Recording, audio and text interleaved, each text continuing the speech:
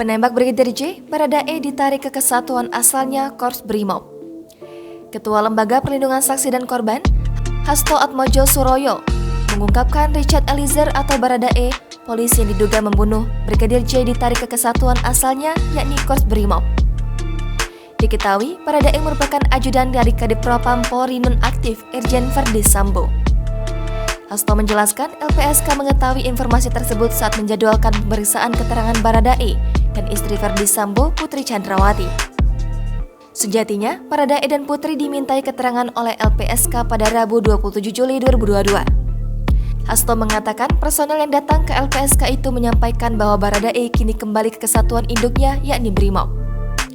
Alhasil, Hasto meminta tolong kepada pihak Makobrimob agar Baradae datang ke kantornya supaya bisa dimintai keterangan. Terkait penarikan Baradae, Kompas.com telah berupaya menghubungi Dansat Intel Brimob Polri, Kombes Mulyadi. Namun, hingga berita ini ditayangkan, Mulyadi belum merespon.